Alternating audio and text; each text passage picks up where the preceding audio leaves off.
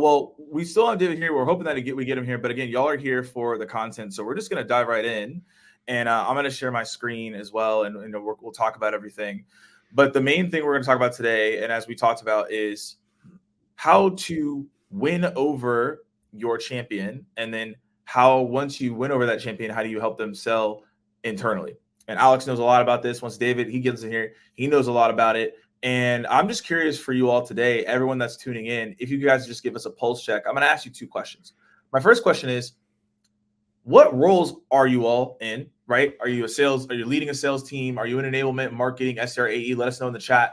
And then my second question to you is, where do you feel like you're getting stuck with your champion enablement? You're here today, so that means you're looking to learn. And that's obviously what we're here to educate you as you're looking to learn. But let us know, where do you feel like your challenges are coming from when it comes to champion enablement or talking to the champion? So make sure to actually dive in. Let us know where you're at. Let us know in the chat what's going on. And we're going to dive into some introductions here. So first, we're going to go to Alex, as you are here right now, and let us know, hey, Alex, a little bit more about yourself. What does Reachdesk do? What are you doing as a CRO? And then give us a candy that you like to eat or snack you like to eat in the movie theater, since we were just talking about movies. Okay. So yeah, I mean, fairly self-explanatory in terms of my role. So I lead everything sales, marketing, like AM side of things. At Reachdesk, I've been building that business coming up to 7 years now. It's kind of gone fast. Like one minute, it's gone real fast and it slows down. But yeah, spent a couple of years building that. We started as essentially a gifting platform to help sellers break through the noise, to like create more pipeline, book more meetings, accelerate deals. Moved into the sort of events and swag space as well now. So really giving everything you need from like direct mail, gifting, swag, all across the globe. What was it? What's the candy I like? I like to eat in the movies. In the movies. I don't really eat sweets. I banned ultra processed food from my diet like sort of 4 months ago. But popcorn would count, I suppose. Popcorn counts. Popcorn, yeah, like the slightly sweet, slightly salty one. Yep. Maybe that's got a little bit of ultra processed food. I haven't eaten in a while, but I don't think there's a film without it. It was a movie, as you would say. Okay, that's amazing.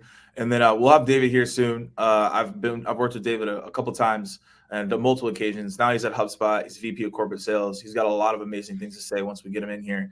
And then I'm Morgan. I'm the host of this show. For this show, who it's produced by, it's by Trumpet. It's a digital sales platform, room. And essentially the best way to think about that is what the things we're going to talk about today is when you're selling your champion, you want to have all your information and assets in one place. And that's what they do. And they're producing this and I'm hosting it. My background is in sales development and in sales. And I'm excited to guide this conversation today around what you need to do to sell to this champion. So ultimately, right, this is what you're going to learn today. You're going to learn how to identify a real champion who has influence, not just interest. We're going to talk about how to actually close the champion and create value with them so they're invested. And then how do you equip this champion with the right tools and assets, right, to make sure that you can close these deals. So the main primary piece that we're going to talk about today is how can you, right, as a rep leader in here today, take this information to figure out how do we get more invested to the champions that we go after. So these are the 4 things we're going to go through in this segment, which is how we define it. And then once we define what that actually means as champion, because I think that word is thrown around a lot, how do we identify it's the right champion in the deal? Then how do we close that champion so they're bought in with us? And then now that they're bought in with us, how do we equip them to actually sell this opportunity? So Alex, we're going to start with the first part, which is when you hear the word champion, like your rep says, hey, I got a champion. What exactly does that mean to you? And then I also want to hear, how are you as a sales leader actually articulating that to your sales team on what they need to define as a champion so they don't think that they have just a fake champion? Yeah. Can we start with a short story? Talk to me. I remember sitting, this was about 4 or 5 years ago, I remember sitting in a meeting room with our head of sales. And one of our sales reps comes running into the room and he was like, oh my God, I just got off a call. Like, I'm pretty sure they're going to buy in like the next 2 weeks. Like the person loves it. They're absolutely so enthusiastic about Reachdesk and the product. They love it. All the use cases are there. And I remember asking them a couple of questions. And I was like, okay, great. I mean, how many people have you spoken to? Like, oh, just this one person, but they're both the champion and the economic buyer. And I said, well, look, do they have the right power and influence? He's like, what do you mean? Well, do they have enough influence in the organization? Right? Have they started selling for you? And do they actually care about the success of bringing Reachdesk in? And he couldn't answer any of those questions. And I was like, okay, we might at best have a coach. I think that's the place I always start with, the difference between a champion and a coach, right? Because it's easy to get confused between the two, and like getting it wrong, I think it will almost always cost you the deal. Like if you don't have a champion, there's no deal. And like for me, a champion, someone just assists us. They have that power and credibility, like within their organization. And like a champion without power and influence is just a coach. So if you break it down to those three areas, like they've got power and influence, right? They act as an internal seller for you, and they have a vested interest in your success. And to kind of recognize them, you can't just make this mistake, which I think a lot of people make, which is thinking that senior level buyers, we sell to director and above, but people think, they're a VP of marketing or sales or something, therefore that immediately makes them a champion. Like if they don't if they're not acting as an internal seller for you, they might have power, right? But they don't have vested interest in your success. It doesn't make them a champion. Okay, so don't make that mistake. And equally, going back to that story before, just because someone's enthusiastic, it doesn't mean they're going to get a deal done. So that's the way I think about it. I love that. So I want you to unpack here. I wrote this down: power, influence, and interest. That was correct? Is that what you're looking at? Yeah, so they have power and influence. That's the first thing. They act as an internal seller for you. And they have a vested interest in your success. Those are my three things.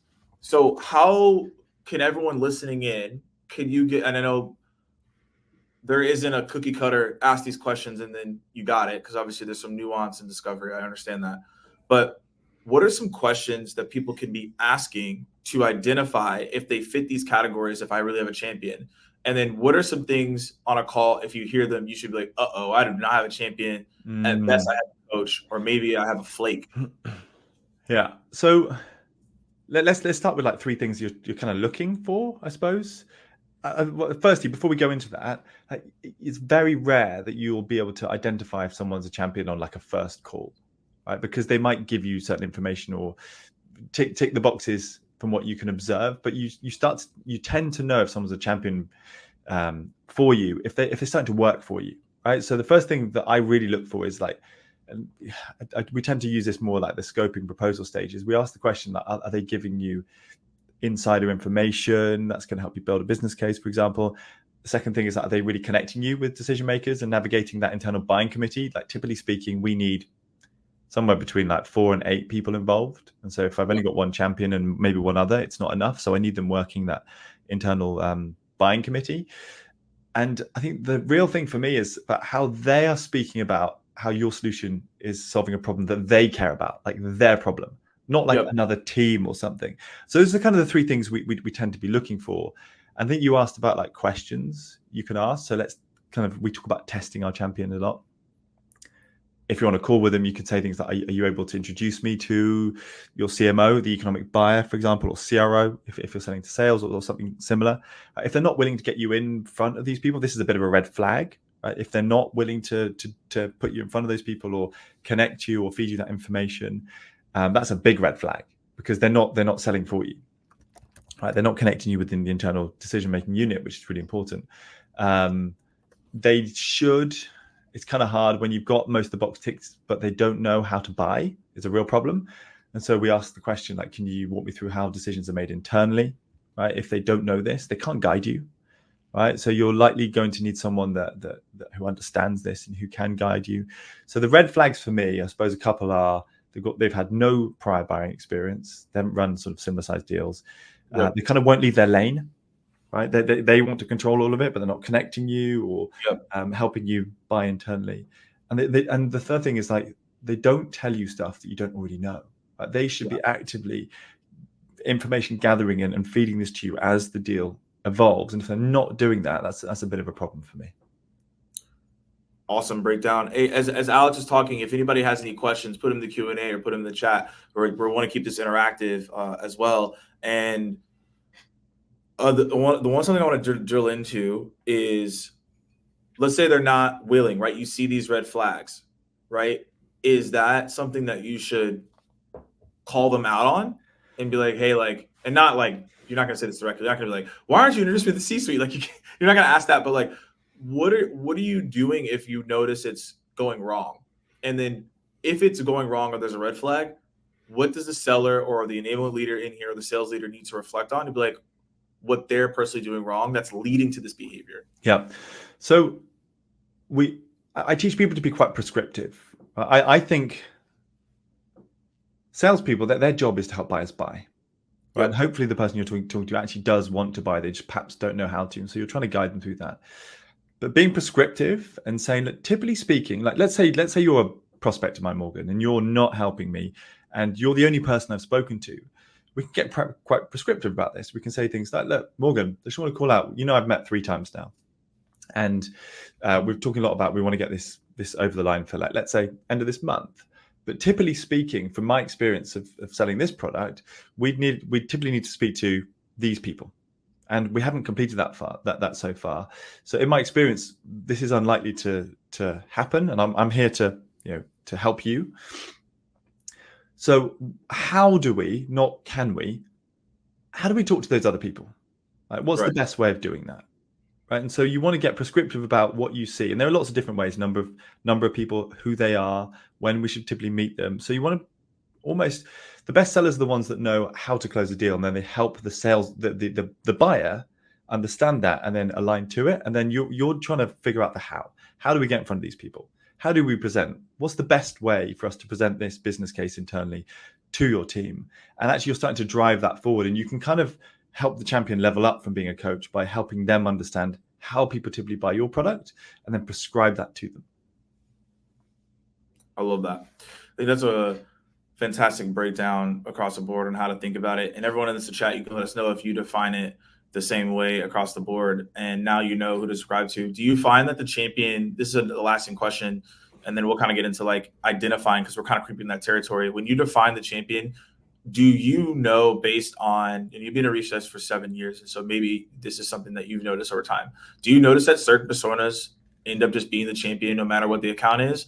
Or it really just comes down to discovery and understanding the champion is different in each account? So for what I mean by the question is, are you saying, hey, every time we go into most of these accounts that are mid-market and they're in the software space, we find that like the VP of enablement is always the champion, so we go there first? That's the second example. Yeah, I mean, look, I think with most things, you can almost literally say like 80% of the time is going to be this person. Mm-hmm. It's almost always the same person. Sometimes it varies, right? You might have someone a bit more senior. I've had sometimes like a CMO driving a decision. Typically, we speak to like a director or a VP. It's very rarely the C-suite itself, but sometimes that does happen. But typically speaking, yes, you will know the personas who are our buyers. But even then, you've still got to go, well, even if they are the right persona, and this is a mistake a lot of people make, they go, it's fine. We have the director of business development, right? That's typically a key persona for us. We have the director of business development on the call, champion box ticked. I'm like, whoa, hang on. Do they have a vested interest in this? Why do they care about this? Are they doing those things? Are they actively selling for you? Are they introducing other people into this opportunity? And that's where I think it's dangerous. And I've seen this happen before, actually, where the rep thinks, I've got the champion because I've got the persona box ticked. And that's why you've got to really look out for those red flags and those signals to make sure that you understand whether they're a champion or a coach. And we talk about coaches a lot. Like they're kind of maybe coaching you a little bit, but they're not actually going to help you get the deal done. They're not going to be able to put you in front of the person that can say yes when everyone else can say no. Yeah, I like to call those like just being in fireside chats. like we're just chopping it up, but like, where are we really going? Yeah. Matt asked this question. I believe the answer from what I wrote down here was, do they have invested interests? So they're an internal seller. But Alex, is that correct? What he's asking here, he said power, influence, and he said, what was the third? Yeah. So like power and influence. Right? They act as an internal seller for you, and they have a vested interest in your success. So to give you an example, I remember running a deal once myself, put it at the early stages of Reachdesk, and it was being run by procurement. Right? And so procurement came onto the first call saying, we are buying this solution. We've been told by the organization we're going to buy this solution. But procurement don't use our tool. We're built for sales and marketing teams. So there was no vested interest in the success of this. So we realized it was like, okay, we're basically just going to be, this is going to be a price war, and we don't want that. And we kind of also realized we weren't going to be able to win the deal if we just align with them. So what we had to do was we had to multi-thread outside of it. And unfortunately, that this it can be a bit of a risky move. But my philosophy behind this is, particularly if you're talking to like a procurement team, you kind of have to break the rules a little bit. You have to go behind the scenes and start to multi-thread those personas we spoke about. Who are the most likely champions that we want to get hold of? Connect with them on LinkedIn. Say, look, by the way, I've been speaking to procurement. They told me that you're buying a solution on this, but I want to understand your challenges to make sure that we got the right solution in place for you. And so you actually have to start going after people that have that vested interest in your success, i.e. the end users or their teams that are going to benefit from this, not someone else that is just buying on price, for example, because you're in a really tricky spot if you end up there. Okay. Really good breakdown there. Again, if anybody has any questions or comments around defining the champion, feel free to drop into the chat, because now we're going to talk about identifying, which we kind of already crept into. But what I want to talk about is people say, like, I have a champion, I have a champion, I have a champion, but not a lot of people say I have champions, plural. So can you talk about in an account that you're working, can you have multiple champions, or do you only have one champion? I think that's important to distinguish, because some people may think that you can only have one and maybe you have multiple, but I'm curious in your perspective. Of course, yeah, of course you can have multiple, right? They all have to tick the same boxes though. I've seen people lean on, they do have a champion, and then someone else gets really enthusiastic. They go, oh, I love this. I love your solution. And this is pretty cool. And they start to lean on that person, but they realize that they haven't almost qualified the champion on those three criteria. Again, those are my three. I'm not saying that's the exhaustive list. I'd be keen to hear if anyone else has others that they use. But again, you don't want to confuse enthusiasm for the ability for someone to help you win the deal. The principle behind all of this, I think, is the very simple one that people are making decisions without you in the room. Yeah. And, we're talking today because Trumpet have brought us here. That's part of what they do. They help bring people together within those digital sales rooms. But champions, ultimately, here's what happens. Whether it's one of them or two of them, they're going to go and have meetings internally. They're going to be talking to their exec team, their internal teams about the problem that you have to solve. And you want them to be the right people, as I said earlier, who are going to be the ones who can say, we can get a yes, whilst everyone else is saying no. And that's the influence side of things. They can influence things internally, particularly the economic buyer, which could also be a number of people. They're the ones that have that gravitas, that influence in the organization to be able to go, we must do this, and here's why. And sometimes that can be, and often it is, more than one person. Yeah. Okay. So the answer is multiple. Curious to how other people think about that. And then the other thing is, like, when you're looking for influence and you're pushing for access and you're talking to these champions, we've identified the right people. Can you talk about communicating with them? And the reason I say this is that I think there's a lot of obviously different ways you can communicate with somebody. I've always been told that if I could get someone's phone number and text them, or WhatsApp or Slack, the likelihood of me closing that deal is a lot higher. So I always try to collect those. So are you encouraging your reps to do the same, to get that personal contact information, and that also can validate that you're identifying that this is a champion? Because if they hesitate to not give you that information, maybe they're not. So I don't know if you've seen some examples of that, or maybe give a story of where you've seen reps do this in your org to actually have success. Yeah. I'm not sure why every seller doesn't do this now, but asking for permission to contact them on their cell phone is like an important, it should be a tick box in every sales process. Right? Yeah. By the way, firstly, you should ask, how do you prefer to communicate? Yeah. And usually they say like email, whatever. Again, it comes back to being prescriptive. Like, and sales reps can say, look, typically speaking, if there's some urgent stuff going on, do you mind if I quickly ping you on WhatsApp or SMS? Like, you do need permission, because a lot of the time it's also their personal phones. You got to tread carefully there. Yeah. No cold texting. Huh? No cold texting out of pocket. I think I've seen it go really wrong. I've seen people like actually prospects be turned off because permission wasn't asked. It's not a hard thing to ask, right? Yeah. It really isn't. Because we're talking about texting here. Like, I think calling, people just be in a habit of calling them anyway. But once you've got that communication in WhatsApps or in SMSs or whatever it is, and they're responding quickly, you've got a far more active champion. But I do think sellers should be asking for that permission. I haven't actually ever heard of anyone saying no, by the way. I've we use it. We give conversational intelligence in the organization. I've never heard someone say, no, please don't do that. Please don't do that. Yeah. And you have to state a really good case why. It typically goes something like this: that to avoid a ton of back and forth via email, I'm sure your inbox is pretty swamped. I find it really helpful for me to be able to quickly ping you an SMS so we can get something done quickly, or to be able to quickly call you, just checking that's okay with you. Yeah, usually it's like, yeah, that's absolutely fine.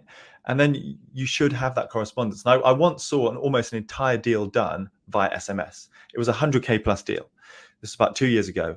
And actually the champion really liked it. They were just like, they could communicate with the rep that way. They didn't want to be on email or on Zoom calls all the way. And you can often state that too. You probably don't want to be having loads of emails from me, and you probably don't want to be jumping on loads and loads of Zoom calls with me. Let's communicate that way, if that's all right. And so asking for that permission and opening up that channel is pretty important. We see, I think, sorry you're saying it, Marcello, I believe that's how you're saying it, saying, hey, looks like they're getting involved, getting the call, the text, etc. Let me know in the chat for everybody here. Put a 1 if you are asking for the cell phone number or Slack or WhatsApp today, or 2 if you are not doing this at all and you're going to start doing it. I find it's a complete game changer, and I do find if somebody for some reasons like I don't want to get my cell phone number out, the easier one is also Slack too. And the cool thing about I've actually learned in Slack, I don't know if y'all are doing this over there at Reachdesk, is that once you connect with somebody in Slack, you can then connect with other people in that organization. That's the hack that sometimes people miss. So if I'm connected with the organization and on Team Connect, I can connect with other team members in that company, as well as we continue to see multi-thread and it gets bigger, and then now you have a group chain, right? So that's just like another thing to keep in mind that I've found to be like really, really good too. Love it. And we got some things in here. Ready-made template, I copy and paste and customize. Every time I find out there's a cell phone number, great. Roy from Trumpet does a great job of it. He gives his number as a channel to get quick answers. I think that, yeah, you should be in text conversations because email is, I mean, do you get anxiety when you look at your email, Alex? Like, are you just like, I don't even know what's going on? I find my assumption. I mean, luckily, I now have a little AI tool inside my email that clears out the clutter. But even then, yes. Even then, I can't deal with email. I'm done with it. Can someone remove it from my life, please? Okay, last thing, because we're going to talk about closing the champion, which is important. One thing I want to talk about on identifying, because I believe tactically we understand like how to do it. I want to stay on this because a lot of people put 2. So I want to stay on this Slack, text, WhatsApp. For people that put 2 in the chat, if you let me know, like, what's the reason you haven't done at this point? Have you just been like, I think it's too personal, I don't know how to ask, or maybe it's something you haven't thought of before? I'm just curious why you have not. No harm, no foul. I'm just super curious. But for you, Alex, like, okay, we get the phone number, we get the WhatsApp, we get the Slack. How do you make sure to be respectful and reasonable with this personal information instead of treating it like a cadence and you start blowing them up? Because I think there could be a cautionary tale here where it's like you get the phone number and now you start acting crazy, right? And that's not what we don't want. So I'm curious on how you're using that as part of the comms moving forward. There's a very basic principle in sales that every communication you send out, it needs to have a purpose to it or behind it. I do see throwaway things like one-line emails, and then you go, I need to send another one after that, and really short form stuff happening. Like, it's the same with an SMS or a Slack. You should be thinking like you are going to annoy your buyer if you're just bombarding them all the time. Yeah. Right. So use it sparingly is as simple as that. I did hear, this wasn't at Reachdesk, it was in one of my friends. He's a VP of sales, and he had a seller who unfortunately didn't work out with them. But what they were doing is they were taking selfies of them on like nights out and sending it to their prospects, saying like, can't wait to party together, that kind of thing. It's just like, surely you're not really doing that, but unfortunately it was true. So like, keep your personal life away from all of it. Just keep it like purely professional. Make sure that you're either always moving the deal forward, adding value to them, or making sure that you're getting critical information out of them as and when you need to. But like, don't share personal stuff. Be respectful about it. Use it as sparingly as possible. It doesn't need much more to it, to be honest with you. Yeah, that's crazy. I would not recommend. I mean, no one wants to see me on a night out anyway. I've got 2 young kids now, so I'm usually asleep at 10. So maybe I just don't get the chance to send them anymore. We don't need all that. Hey, we don't want to see that at the webinar. Someone taking selfies in the club, doing their thing. So, okay, let's go. Now that we defined what the champion is, we've identified it. Let's talk about a close. So, you talked about getting them invested. You've mentioned it a couple times, but let's get a bit more tactical. How do you get someone from I'm interested into this to be like I'm invested to trust you and buy into what you're saying to bring this to other people in the org? Yeah. I think, look, I kind of said it earlier, right? I've always maintained that a seller's job is to help buyers buy. And I believe that champions will align to you when you demonstrate this to them. I recently was evaluating, I think I spoke to 15 different tech providers last month about we're trying to bring in a solution to Reachdesk. And it was so obvious that, I'm kind of like the champion and the economic buyer. I was taking it upon myself to do the evaluation. Yep. And it was so obvious to me when the salesperson wasn't trying to help me buy, when they were thinking about their commission check, right? I think many call this commission breath. You can smell it from a mile off, right? And that's how you close a champion, I think, right? You need to avoid narratives that suggest there's more in it for you than them. Right? For example, if you're saying things like, I'd love to get this closed this quarter, how do we do that? Or those kind of things like that frame things that are in your interest as the seller and not theirs, you will put them off. And I think you close champions by helping them buy, right? And you're helping them navigate things. And as I said, doing things like being prescriptive. Here's typically how things work out for us. You're enabling them with information and constantly being helpful, and you're avoiding that narrative of it wasn't it for me. And I think that the sellers that do that, they're the ones that the champions align to because they trust you more and they get that feeling that you're on their team. So we use MedPick as our sort of sales methodology. And what we talk about a lot is, instead of talking about what you want, right, you should be aligning to their decision criteria, which is why decision criteria is so important at the early stage. How are you going to make this decision, and what's that based on, right? The decision criteria is what's it based on. And what you're essentially trying to do as a salesperson is you're trying to map what you do that is unique and aligns to that decision criteria. Ideally, the best people are the ones that can influence it. And then you're essentially taking that information and you're weaving that through the sales process, and you're creating this path to how you're going to solve their problem based on that criteria, and kind of working backwards from there. All right. So you're kind of aligning to their solution. You're aligning to your solution, what they need, and you're constantly helping them back into that. And we use mutual launch plans just as like a method to do that. But I think I've said a lot. I think, kind of to summarize it, avoid those narratives that suggest there's more in it for you than them. Be helpful. Make it clear you understand. Really importantly, not just how they're going to make a decision, but critically the criteria, and then try and align to those if you can influence it. And then you're looking to work to this point in the future where they're going to achieve value.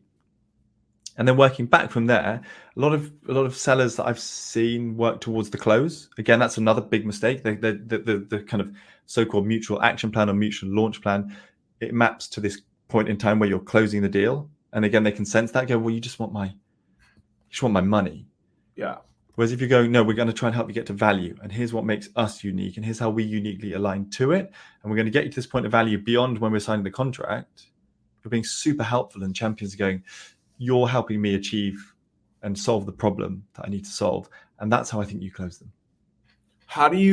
Okay, so that makes sense. You said mutual plan and mutual launch plan. For those people who may be listening in, maybe they don't know what that means. What is a mutual launch plan? And then my question is, how early are you working with someone to do the mutual launch plan? Is this like from the first call? Is it like second call once you get someone in? Like, what's going on here? So we have, what do we have? We have sort of discovery, we have scoping, proposal, legal, and then close. It's kind of 5 steps. It's not overly complicated. You're building that mutual plan before the proposal. Okay. So we have certain exit criteria that for each stage, we stage gate it, but you don't want to really be delivering a proposal if you can't show how you're going to solve their problem and when they're going to see the desired result. right? So you want to do it as part of the proposal. So we actually have these calls with our champions before the proposal, right? And so part of it is like the business case and everything. And within that, we create these action plans or mutual launch plans, whatever you want to call them, the same thing in my mind. And you're looking to put that as part of the proposal, because I've seen too many proposals that just look like this: price. And you're like, okay, do you want to tell me that you understood my problem and everything? All right. Yeah. So most people, I'd say 75% of people, they should go, here's a proposal to them, looks like price, quote. Yeah. Right? Really good proposals are the ones that summarize, here are your problems so far. Here's what makes us unique. They align to your decision criteria. They have those mutual action plans in place, which ultimately link to value. And you're doing it as you want to align with your champion on those things, because typically speaking, you're going to be presenting it to a wider buying committee, ideally, the economic buyer involved. And they can see, wow, this person has really thought about how they're going to achieve value for us, how they're going to solve our problems. They've got this timeline with steps backwards. And we talk about first impact, which is post-launch, kind of adoption stage, and then recurring impact. We're a SaaS company. And then before that, you're talking about it's a really good way of you understanding the legal and paper process. Yep. So you can say, look, if we want to get value achieved here, it's going to take us 3 months to get there, for example. So we need to sign the deal here. Now let's talk about what your paper process is internally, procurement, security, legal, and all that. And so not only does it help you both work together and create like mini milestones, which you send to your champion to sort of get completed, because we want to get it closed by a certain time. The close is attached to value, as opposed to when you want it. So it makes sense, particularly if there's a critical event. So you've got a reason for why it's going to close. You've got the steps you're going to take to get it closed, both you and your prospect. I keep pointing as though I'm like got this sort of document in front of me. We're tracking with you. We're with you. You are with me still. Okay. But really importantly, it's going to help you forecast. It's going to say you can sit down with your manager or whoever it is, and you can say, the reason why this deal is coming in is because I've done all the work. So if it slips, I'm not sure why it would slip right now. So it's going to help you forecast as well. Amazing. Okay. So there's a follow-up question from Matt. He's saying, do you have a template of this? I do. I share everything on LinkedIn. Maybe that's the next one I'll write for next week. Okay. I think that's so. What I do is either I'm on a webinar or an internal meeting, I usually share like a one-pager on like my playbook on something. So who was it who asked me that? Matt Combs. Okay, Matt, I'm going to do that one for you next week. I'm going to share it on LinkedIn, and nothing's gated. There's no ask in return. So let's make that the next one. I'll share that with you. And you said share your screen. So are you recommending and telling reps that they should share this mutual launch plan on the screen, like maybe during that first call, to say, hey, this is what the problems I've heard so far. Here's what we're going to fill out together, like letting people know what you're going to do? So you asked about the first call. It depends on your process, right? I wouldn't be doing it on the first call. No, the first call is really around discovery and giving them a taste. Second call is around going into like more in-depth demos, that sort of things. But it's usually between you've demoed to all those teams. Again, I'm talking about our process here and a proposal. We have these like champion calls where you literally sit down. And this is one of my favorite things, by the way. Not only are you mapping out the process and the mutual action plan, because a lot of the time, sometimes champions say, look, our process is for me to present this internally. So you want to equip them to be able to sell for you internally. We use that call to test them. And actually, one of the things we do is we say, right, present it back to me. But the champion is presenting to the salesperson. And you can quite quickly figure out, okay, we need to work. We talk about coaching the champion. So we're testing them, we're coaching them. And we're essentially almost training them to sell for us internally. I can't tell you how many messages I've had from our prospects who go, that bit was genius in the sales process. Your sales rep not only sat down with me and asked me to pitch Reachdesk back to them as though I'm presenting it internally, so I was ready, gave me confidence, but also I had the timeline, the mutual action plan ready to go, so that it was pretty clear for people to buy internally. And I think that's something that I wish more salespeople would do. I would love for them to do that with me when they go, hey, can you pitch me back X solution? Like, how would you sell this internally? And it's a really good way of validating your own work as a seller as to whether you've equipped them well enough or not. Because if they're not selling it well, it's probably down to you. So you need to think about equipping them better.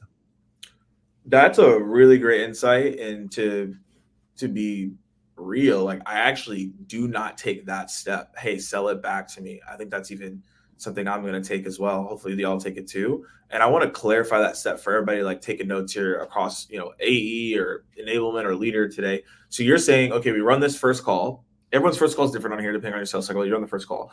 Then you're saying, okay, I have a champion here.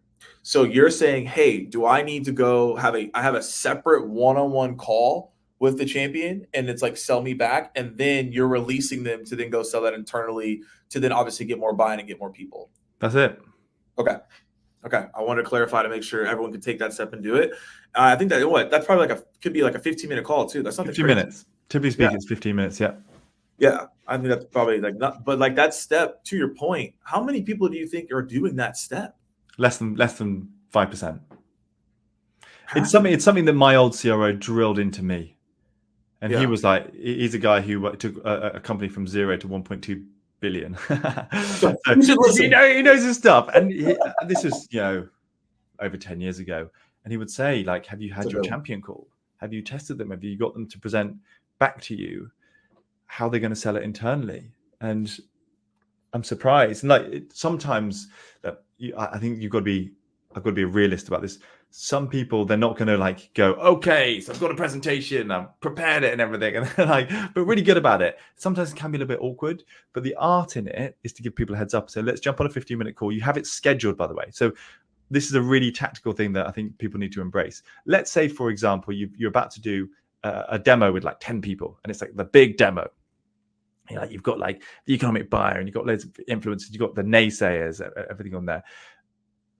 You've got the demo booked in. Before you got that demo booked in, you've got that 15-minute champion call already booked in, by the way. It needs to be already ideally straight after, or same day, latest next day. Because one of the things you want to do is you want to say, look, I would love to get feedback from the call. I want to be able to equip you with the information you need to be able to sell this internally more effectively, and really understand your process. And we're going to create a timeline. I'm going to do all the work, right? So you're not going to need to do too much. Right. And so that's kind of how you position it. You put that in the agenda of the call, but having that call booked in before that bigger one, that's just an example, by the way. I think almost all the time they'll accept it. And so you're essentially equipping them with as much information as possible. So when you do it, they know how to pitch it back to you. And that's kind of your job. So equipping them with information, but really importantly, getting it pre-booked in. You don't want it to be like this last minute thing that you do. You go, oh God, we're losing some momentum here. Let's get a last minute 15-minute champion call booked in. That's where deals go to die. Was getting prepared and getting ahead of it is a good idea. Okay, I absolutely love that. And we got something, I think, from back here. Michael said, how do you ask about the decision table and what other leaders need to get to a yes without getting into their politics or dysfunctions? Yeah, really good question. One of the most important things you've got to ask is, have you bought a solution like this before? Yeah. If the answer is yes, okay, talk to me about who was involved. Who was the person who said yes when perhaps other people were saying no? Yep. Right, just simple questions about previous experience of buying. Now, when they haven't bought before, this is when it gets really difficult. Because if they're new, you've then got to ask them, well, who do you think, who in your organization has bought before that perhaps we can speak with to get an understanding of that process? If they bought before, it's fairly easy. But you want to start asking about who was involved, what was that process, how did they come to a decision? Right. And they're feeding that information to you, and you've got to be asking that to get a better understanding, because again, you can be prescriptive later on. You told me this, so it sounds like we need to be speaking to these guys now. Oh yeah, good shout. Let's get that involved. Let's get that booked in, for example. If not, we need to find the people in the organization who can coach us and help us understand that process. We're going to open up for questions here. If you have more questions, throw them in the chat or in the Q&A. We're kind of shifted into this last segment, which we've already been talking about equipping. We've talked about the mutual launch plan. We've talked about getting on a separate call with the champion, which I hope everyone does that. I'm immediately implementing this right after. You've talked about making sure that, hey, are we making sure that they bought this before, they haven't, here's some steps to do it. What are some other things that maybe you have not mentioned that are absolutely important that you need to equip your champion with in order for them to sell internally and have confidence? Yeah, I think the main thing, and again, this is a template I can share. Maybe I'll do it as part of the same thing. You've got to get that business case really well written. And the business case itself, there's this sort of misconception that a business case needs to be like this 30-slide deck that is like, it sounds very stuffy. it sounds very stuffy. I'm not reading that, by the way. I've been sent those before. I'm like, I can see it's 30 pages. Why would I read that? Like, no matter if you're selling $1 million plus deals, no one wants to read 30 slides, to be honest with you. Yeah. So you do need to be equipping them with business cases. We use digital sales rooms to do that, by the way. And it should be 1, maximum 2 pages, right? Okay. And equipping them with a business case that is, and here's the trick. It's not a trick. Here's the important part. I hate tricks. You want to write a business case as though it was written by them. Right? It cannot be written by you or your company. So if you're using language like, we suggest that you choose Reachdesk as your solution to create pipeline and accelerate deals using direct mail and gifting, it's all about me and Reachdesk and what I want. And we actually literally write them. I think I'll share the template, but we put the words written by and then insert champion's name. So Morgan, if you were my champion, it would be written by Morgan J. Ingram. Right? You're my prospect. And so I write it as though it's written by you. And I put things like, we should be buying a solution like this without actually saying Reachdesk, right? And first, you want to make sure the problem statement is clear because you've done your discovery and you're looking to address why change and why now. And that is written from you, Morgan, the champion in your organization. And a recommended approach is then when Morgan says, I think we should be going with Reachdesk. So everything is written by you and through your lens. It's way more easier to digest, but it's more believable by the others in the decision-making unit. And so that's the trick. Keep it short, maximum 2 pages, I think. Don't take the font down to like whatever it is, tiny amounts, just to put more information in.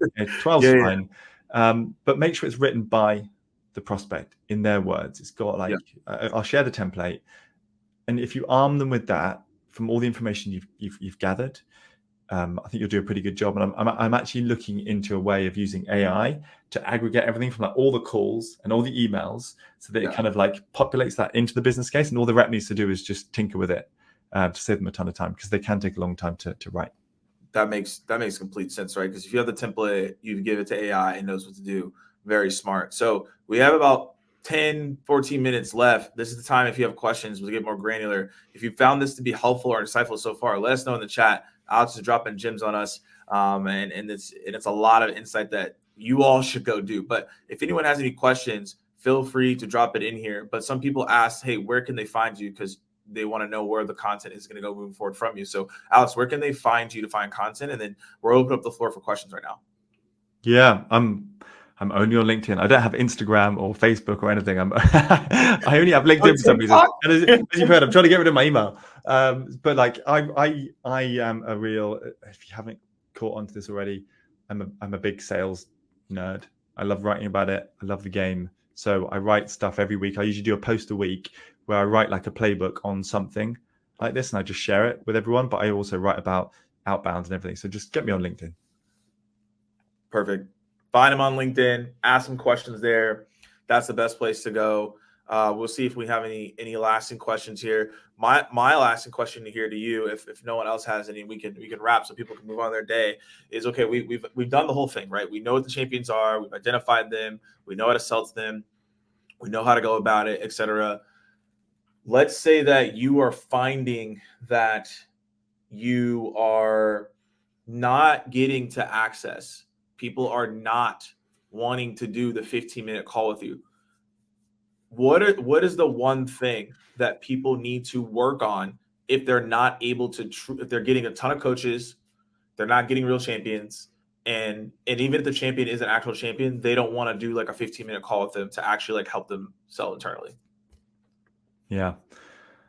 I call this the champion letter. The champion letter. This sounds. I can't remember if I invented this or something. The champion letter. The champion letter. We use it a lot. Actually, as an executive, I will reach out to prospects to do this. Sometimes a good thing to do is like guys, sales is not an individual sport. It should be a team sport. So sometimes it's a good idea to lean on your manager or your executives to help you sell. So sometimes things do go cold, right? And that happens with us. I'm not pretending like we've got everything nailed down. Right. So sometimes I send out a champion letter. What I do is I send, let's say we're selling to a VP and they've gone a bit cold, for example, or we need to leverage someone a little bit higher up or just a different stakeholder, either the manager or myself will send what we call the champion letter, and we've templated it. Well, it goes something like this. It goes, so Morgan, let's say you're my champion, so-called champion. It's probably more of a coach that's gone cold. Yep. I know you don't have a boss, but let's pretend you do. Yeah. Everyone's got a boss. They say that. So let's pretend you do. I would leverage someone else in the organization as the seller to send the champion letter, which goes something like this. Steve, who's your boss, by the way, I've been working with Morgan and he's mentioned these 3 like massive pain points that you guys have been going through as an organization. You list them. It's this, this, and this, like low response rates, not enough pipeline, deals getting stuck. Those might be like 3 that we would help solve at Reachdesk, for example. By the way, Morgan is incredible. He knows your business really, really well. Okay, you put those words in there. Yeah. Curious to see if, not curious to see, but something along that you can't be a yes or no. You want to be asking a question around like, would love to get some time with you to explore this further and to understand your priorities a bit better.